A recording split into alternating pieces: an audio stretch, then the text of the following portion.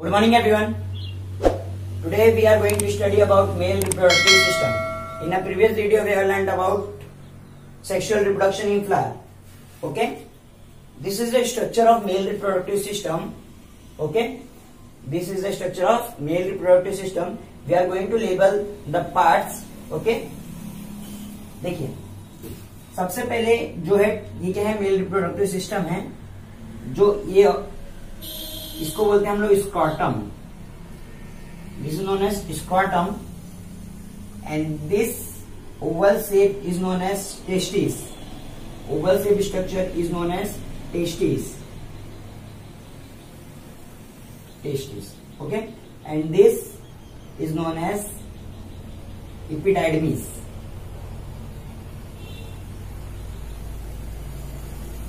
This is known as epididymis, and this thread-like structure is known as vasa differentia. Okay. After this is gland known as Copper gland. Copper's gland. After this is known as seminal vesicle. Seminal vesicle. Okay. This between two passage, this passage is known as ejaculatory duct. Ejaculatory duct. Ejaculatory duct. This passage is known as urethra. Okay. After this is known as prostate gland.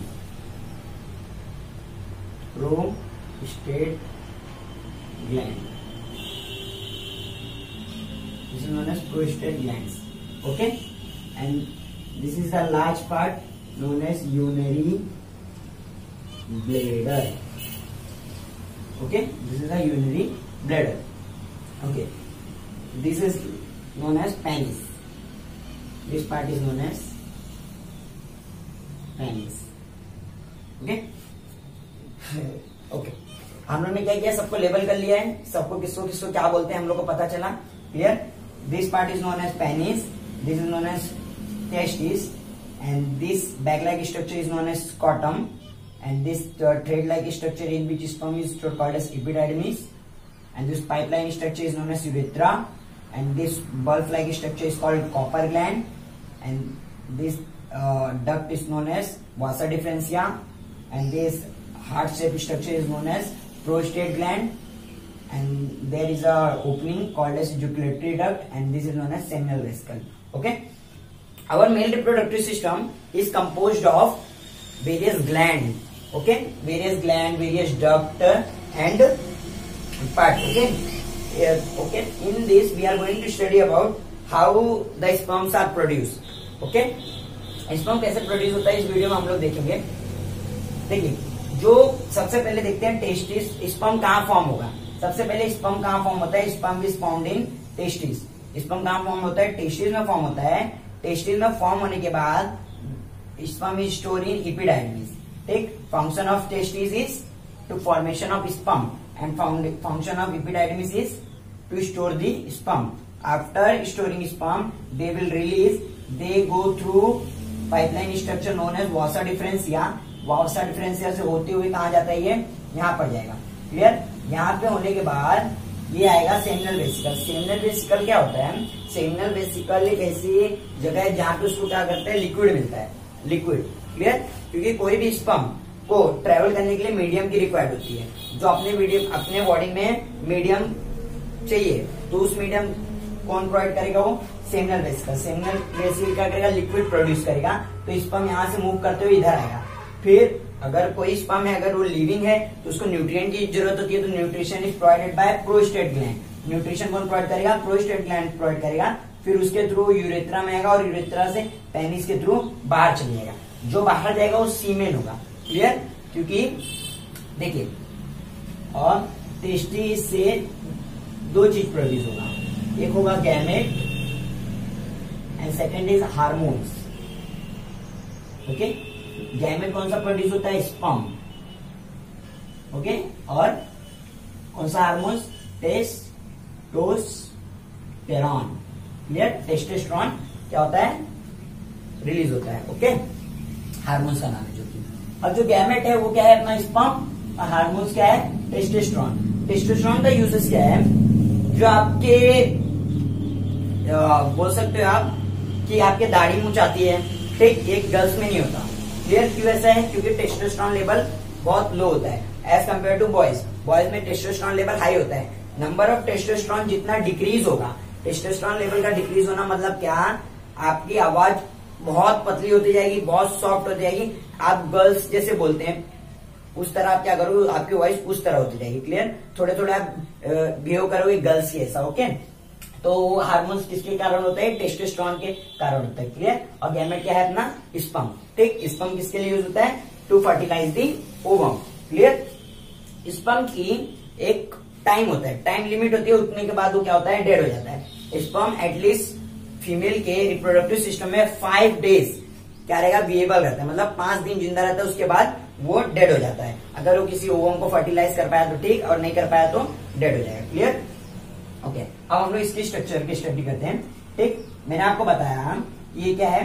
Testis. Testis is store in pouch like structure called as scrotum. ये pouch like structure होता है जिसके अंदर testis क्या होता है? Store होता है। ठीक, जो कवर करके रखता है, ठीक, प्रोटेक्शन प्रोवाइड करता है। तो टेस्टिस क्या है? टेस्टिस में फॉर्मेशन क्या होता है? स्पर्म का फॉर्मेशन होगा, फिर एपिडाइडमिस में स्पर्म जाके क्या हो जाएगा? स्टोर हो जाएगा। उसके बाद एपिडाइडमिस से स्पर्म निकलते हुए, ट्रेवल करते हुए कहाँ जाएंगे? वासा डिफरेंशिया से होते हुए पहुंचेंगे इधर पे, इजुकुलेटरी डक्ट में। इजुकुलेटरी डक्ट में सेमिनल वेसिकल उसको क्या प्रोवाइड करेगा? लिक्विड। फिर वहां से होते हुए कहाँ पे आएंगे? प्रोस्टेट ग्लैंड में। प्रोस्टेट ग्लैंड क्या प्रोवाइड करता है? न्यूट्रिएंट प्रोवाइड करेगा। न्यूट्रिएंट प्रोवाइड होने के बाद वो यहाँ से यूरेथ्रा के थ्रू होते होते यहाँ से क्या हो जाएंगे? पेनिस से बाहर निकल जाएंगे। जो पेनिस से स्पर्म बाहर निकलेगा, ठीक, उसको हम लोग सीमेन बोलते हैं। ठीक, तो आप बोल सकते हो सीमेन इज इक्वल टू क्या होगा? सीमेन किसको बोलते हैं? जब स्पर्म के साथ सेमिनल वेसिकल और प्रोस्टेट ग्लैंड क्या हो जाए? मिक्स हो जाए, तो हम लोग उसको क्या बोलते हैं? सीमेन बोलेंगे। क्लियर? और एक बार, टेस्टिस लोकेटेड कहाँ है? Testis is located outside of the abdominal cavity. Clear? मतलब अपना स्टोमक के नीचे अपना क्या होता है? टेस्टिस लोकेटेड होता है। क्लियर? नीचे लोकेटेड होने का क्या कारण है? ठीक, फीमेल रिप्रोडक्टिव सिस्टम में जो एब्डोमेन के अंदर होता है रिप्रोडक्टिव सिस्टम, क्लियर, उनके बॉडी के इनसाइड प्रेजेंट है रिप्रोडक्टिव सिस्टम और अपने बॉडी के आउटसाइड प्रेजेंट है। ठीक, इसका मतलब ऐसा क्यों है? क्लियर? ऐसे इसके लिए होता है कि जो अपना बॉडी का टेम्परेचर वो बहुत हाई होता है एज कम्पेयर टू जो हम लोग को स्पर्म प्रोड्यूस करने के लिए टेम्परेचर चाहिए। हम लोग को अपने बॉडी से लेस टेम्परेचर चाहिए होता है इसके लिए, स्पर्म प्रोड्यूस करने के लिए। इसके लिए हमारा जो रिप्रोडक्टिव सिस्टम है वो क्या है? Outside of the abdominal cavity है। ओके, क्लियर है इतना? इतने में से कोई डाउट? ओके, आगे देखते हैं। देखिए, मैंने आपको बताया इसमें बहुत सारे ग्लैंड्स होते हैं। ग्लैंड्स क्या होता है? एक्चुअली ग्लैंड्स ऐसे चीज होते हैं जो बॉडी में है, कुछ चीज प्रोड्यूस करते हो। ठीक, आपने 9th स्टैंडर्ड में पढ़ा endocrine gland and exocrine gland. ठीक, एंडोक्राइन ग्लैंड मीन्स क्या? जो इंडोक्राइन ग्लैंड के बारे में आपने पढ़ा होगा। एंडोक्राइन ग्लैंड में जो डायरेक्टली इंडोक्राइन ग्लैंड पहले डक्टलेस ग्लैंड होते हैं, डायरेक्टली सिक्रेशन अपना ब्लड में कर देते हैं। क्लियर? उसको हम लोग इंडोक्राइन ग्लैंड बोलते हैं। क्लियर? समझा ये स्ट्रक्चर? हाँ, ये आपको नीचे का पूरा समझ में। आप ऊपर का देखिए, ये जो है ये पाइपलाइन कहां से ज्वाइंट होगी? किडनी से। ये पाइपलाइन कहां से ज्वाइंट है? किडनी से आपके ज्वाइंट रहेगा। तो अब किडनी का काम क्या है? किडनी का काम है to separate blood and urine. Urine को और ब्लड को क्या करता है? सेपरेट करता है। कौन? किडनी। किडनी से सेपरेट होने के बाद यूरिन जो है आगे कहां स्टोर हो जाएगा? It will store in urinary bladder. Urinary bladder में क्या हो जाता है? स्टोर हो जाता है। कौन यू स्टोर होगा? यूरिन। क्या यूरिन परमानेंटली स्टोर रहता है? नहीं, urine is store temporary. Temporary store होगा और कुछ समय बाद उसको क्या करना पड़ता है? रिलीज करना पड़ता है। तो क्या होगा? यहीं से क्या करेगा? वो रिलीज कर देगा। क्लियर? तो मतलब टेस्टी मतलब बोल सकते हो आप यूरिन भी इसी साइड से पेनिस से रिलीज होगा और स्पर्म भी कहां से रिलीज होगा? इधर से रिलीज होगा। क्लियर? जिसको बोलते हैं आप पेनिस। ओके, नेक्स्ट इज आपको एक स्पर्म का स्ट्रक्चर ड्रॉ करके दिखाता हूं मैं।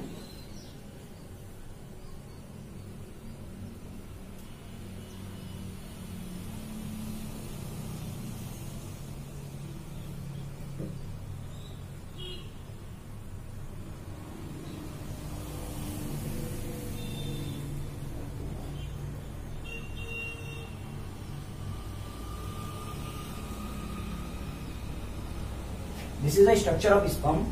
स्पर्म कुछ इस तरह दिखते हैं। क्लियर? जो अपर पार्ट है उसको हम लोग क्या बोलते हैं? एक्रोजोम बोलते हैं। क्या बोलेंगे? Acrosome. Upper structure is known as acrosome and this is known as nucleus, जिसके हेल्प से क्या पर अपना क्या आता है? जेनेटिक मटेरियल एक जनरेशन से दूसरे जनरेशन में जाता है। क्लियर? और ये है जो माइटोकॉन्ड्रिया, जो क्या करता है? न्यूट्रिएंट प्रोवाइड करता है स्पर्म को ट्रेवल करने के लिए। क्लियर? और this is known as flagella. ठीक? फ्लैजेला की हेल्प से क्या करेंगे? स्पर्म मूव करते हैं, स्विम करते हैं आपके बॉडी में। क्लियर? ओके? ये टेस्टिस कहां जाएगा? जब वेजाइना में जाता है तो स्पर्म प्रोड्यूस करता है। हाउएवर सीमेन प्रोड्यूस करेगा, मतलब हाउएवर सिर्फ कोई एक ही, मतलब मिलियंस ऑफ स्पर्म प्रोड्यूस होंगे। ठीक? तो बट फीमेल रिप्रोडक्टिव सिस्टम में जाने के बाद कोई एक ही क्या करेगा? एक को फर्टिलाइज करेगा, एक ही कोई ओवम को फर्टिलाइज करता है। इसके बेसिस आपको क्वेश्चन क्या पूछा जाता है एग्जाम में? ओके? या तो आपको क्या किया जाएगा एग्जाम में? ये स्ट्रक्चर ड्रॉ करके दे दिया जाएगा और बोलेगा कि नीट लेवल डायग्राम कीजिए इसको, मतलब इसको क्या कीजिए? आपको इसको नेमिंग करना रहेगा। क्लियर? आपको मतलब देखिए 2 मार्क के लिए या 3 मार्क के लिए आ सकता है इसका नेम करने के लिए। ठीक? तो नेमिंग आपको इंपॉर्टेंट है, कंपलसरी है। नेमिंग आप अच्छे से याद करोगे विद स्पेलिंग। क्लियर? हाँ। दूसरी चीज आपको बोल सकता है 5 मार्क के लिए क्वेश्चन आ सकता है, describe the male reproductive system. Clear? With neat लेवल डायग्राम। तो आपको डायग्राम ड्रॉ करके इसको एक्सप्लेन करना है। क्लियर? तो आपको टोटली कितना मार्क्स आएगा? 5 मार्क्स के लिए। क्लियर? उसके बाद आपको स्ट्रक्चर ड्रॉ करने के लिए आ सकता है 2 मार्क के लिए। क्लियर? तो आप अच्छे से इसको लर्न कीजिए। क्लियर? कोई डाउट हो तो कमेंट कीजिए कमेंट बॉक्स में। Okay, thank you.